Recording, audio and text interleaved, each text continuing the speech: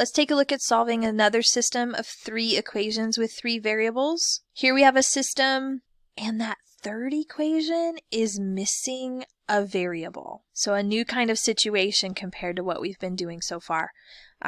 This is actually pretty nice because if we have one equation that's missing a variable, then we can take the other 2 equations, eliminate the variable that's missing from the third equation, and we already have our system of 2 equations, which is kind of nice. It saves us a step in the process. So we have this third equation that's missing an x term. I'll take those first 2 equations and I want to eliminate x here as well. A little bit easier said than done. I need to multiply this first equation by -2, so I end up with the opposite, my second equation. And now I can add the 2 equations together. The x terms will cancel. -3y minus 3z equals 8. And then I have my third equation. I'm just going to write that third equation down. Because I already have a variable missing, I can use it in my system of 2 equations with 2 unknowns. So I need to solve this system. Well, this is super convenient right now because my z terms are opposites. I can just add them as they are. Y plus 3z equals -2. Add them. The z's cancel. -2y equals 6. Divide by -2. And I get y equals -3. And that gets me one answer. Then I can take that one answer, plug it back into either of these 2 equations. It does not matter which one. I'm going to use the second one. -3 plus 3z equals -2. Add 3.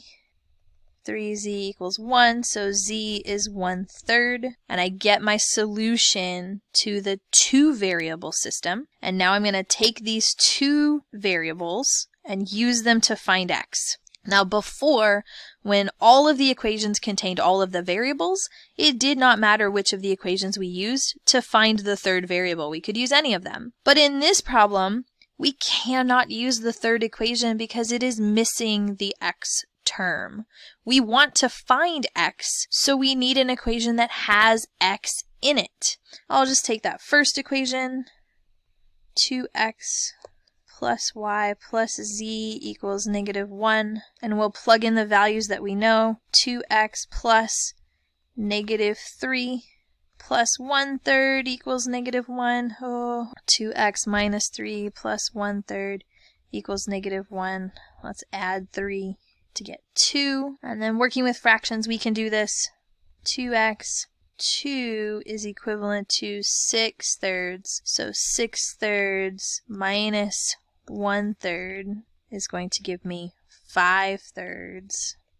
And then if we divide by 2, dividing by 2 is the same thing as multiplying by 1/2. And we end up with x equals 5/6. So our solution, 5/6, -3, 1/3, we're going to check it.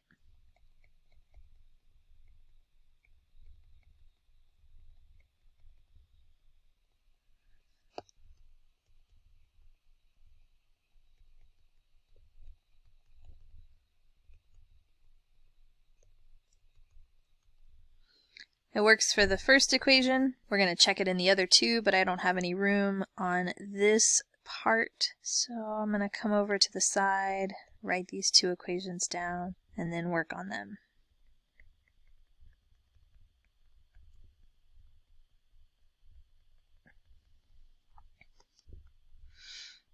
And notice when I'm working with these fractions that I'm adding the fraction parts together, 10/3 minus 1/3, because 9/3 is a whole number and I can simplify it a lot easier.